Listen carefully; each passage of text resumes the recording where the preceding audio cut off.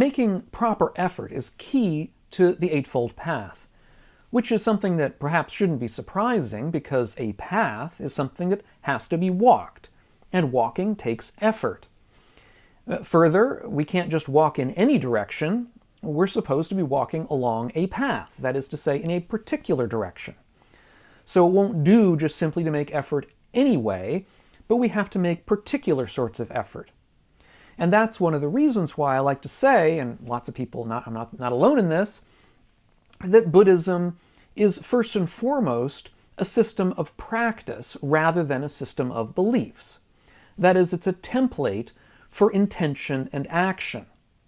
Now, in what follows, when I'm going to be discussing right effort, I'll be using as background Bhante Gunaratana's really good book, 8 Mindful Steps to Happiness. I have a copy of it here. It's an older copy. It's a little tattered, actually a used copy, but in any event.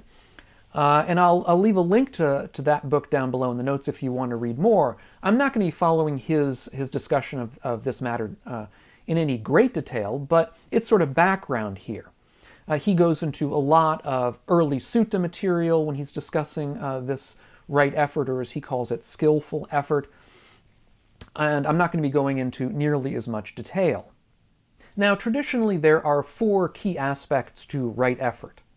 The first of these is to keep bad qualities from arising that haven't arisen. The second is to deal with the bad qualities that we have that have arisen and to try to get them out of the way. The third is to try to produce in ourselves good qualities that we don't find within ourselves. And the last is to protect and preserve and develop those good qualities in ourselves that have arisen. Now, truly we can frame the entire of the Buddhist path in one or another, or indeed more than one of these 4 aspects. So this is obviously an enormous topic. I mean, right effort is basically everything in a certain way of understanding the path. So obviously I can't get into all of it here. What I want to do, however, is to pick one, I think, key practice from each of these 4 and sort of illustrate how they work. So the first of these is to keep bad qualities that we don't find in ourselves from arising. One key practice here is a practice known as guarding the sense doors. This is a skillful way of avoiding things that we really shouldn't be facing. Now, I have to say that many of you will know, avoidance in general is not a good strategy in Buddhism or anywhere. In Buddhism, the goal is eventually not to have to avoid anything, that we allow all of life to enter into us and accept. However, there are aspects of avoidance here that I think are important to keep in mind. Obviously, avoidance does involve a certain kind of ill will towards something, a feeling that something doesn't really belong, that we want to keep it out of our experience. And I think the way a lot of us use avoidance is to avoid essential and necessary aspects of life, such as illness, old age, death, suffering in general. And that's not skillful, because we're going to have to come to terms with those kinds of events, and to avoid them is simply to increase our own suffering. But avoidance can also be skillful at times, as long as we know how to use it properly. For example, we can strive to avoid some kind of unnecessary pain, or some unskillful situation that isn't helpful or healthy to us. So, I mean, for example, when I go to New York, there's a place in New York known as Levine Bakery. They make perhaps the best chocolate chip cookies in the world, at least the best ones I've ever found. And I know that going there is unskillful for me. It's not that I don't want to go there, it's that I know that it's not really healthy for me. So I try as much as possible to avoid going into Levine Bakery. I'm not always successful, and a treat once in a while is not a bad thing, I suppose, but in general, that's the sort of thing we're talking about. Or we might talk about exposing ourselves to social media, or too much time spent perusing the news every day. It may make us grumpy, or irritated, or upset, or depressed. in ways that are not, again, not healthy for us.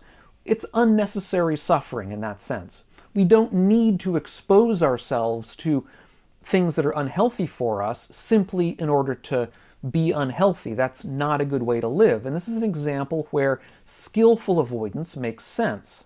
It will help keep these unskillful states from arising in our minds.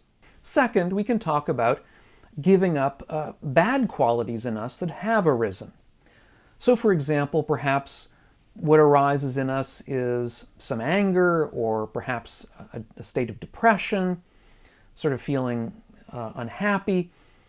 Then, there are any number of different kinds of practices we might involve ourselves in, but one of these would be a simple practice of samadhi, of calming meditation, of simply following the breath, of taking some time out. If we have a half an hour in our day, that would be great. If we only have a few seconds, even that can be useful. Even taking a single long breath at the right time can be very skillful. It can help calm the mind, settle the mind down. It can help dispel some of the anger and irritation that's in us. It can help get us to a place of clearer seeing as to what's in front of us so that we can deal with it in a healthier way. And then the practice is that when the mind wanders back to that ill will or wanders back to that unhappy thinking, that we pull the mind back to the breath in a gentle fashion. This is, again, one of many kinds of practices that we can do over a period of time that can help us to relax and lessen those kinds of unskillful states when they've arisen. Third is to produce skillful qualities that haven't yet arisen.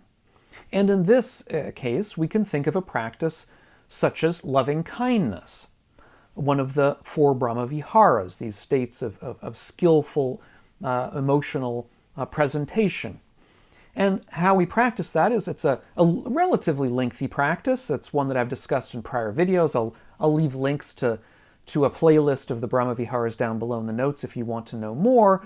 But one very popular way to approach a loving kindness practice is to turn our minds towards somebody who's been good to us in the past, a benefactor, a teacher, somebody who's done us a favor. And by turning the mind to them, it's natural that kindness, a warm feeling of kindness, of love, of appreciation will simply arise within us when we recall that person. In meditation, in formal meditation is usually the best way to do this. And then with that kind of mind state of kindness that we've just caused to arise, we can then turn that mind state to other people in our lives and try to preserve that mind state for longer and longer periods of time. This is one of the ways that we can practice so as to cause to arise beneficial mind states that we don't find within us. Now, initially, this may seem a kind of a rote practice. Perhaps it won't be convincing to us. But I would say to give it time, just like in the case of samadhi, in the case of mindfulness or breath meditation. These things don't happen immediately. They're not the sort of things that happen in an instant or in one practice or in one day or even in a month. They can take a long time, but they will, I would say we should have confidence that they will eventually bear fruit. Now, fourth, how about protecting, developing, and maturing these beneficial states that have arisen within us? Now, once again, in a sense, this particular practice involves the entirety of the path, that all aspects of the path that are beneficial for us are ones that we're going to want to continue developing and maturing over time. However, I'll pick one example in particular, which is the practice of mindfulness. Mindfulness is, in a certain sense, a sort of an all-encompassing practice that keeps an eye on where we are and what we're doing. It's a non-judgmental practice, again, of keeping an eye on things, a kind of a mindful remembrance, if we like, of where we are and what we're doing. However, it's non-judgmental with a particular aim in mind. That is to say, it's a non-judgmental viewing of where we are, but with the idea of noticing when we're doing something that's helpful to ourselves and when we're doing something that's perhaps not so helpful to ourselves. And indeed, it's when we're mindless, when we forget about the practice for a moment or for a day or for many months, that our practice slips, that we end up perhaps involving ourselves in sorts of things that aren't the best for us in many different respects. So preserving and protecting and developing this kind of mindfulness will help us in the broader scheme to develop our practice. Now, here I've discussed these 4 aspects of right effort. I recently did a series of videos, 4 videos on each of these aspects of right effort, and I'll leave a link to to a playlist of those 4 efforts down below in the notes, in case you want a deeper dive into the whole idea of right effort. There's actually some more videos as well, just a general package about how to approach right effort. In my next video, I'll be dealing with the question of right mindfulness, which is just what I discussed here, and so we'll be discussing that in a little bit more detail. Once again, if you're getting something out of this material, these videos of mine, consider taking a look at my Patreon page, which is how I support the work that I'm doing here, and see if you want to join us and help support this work. I hope you will enjoy the next video. I hope to see you on it, and we'll catch you then. And meanwhile, all of you, be well.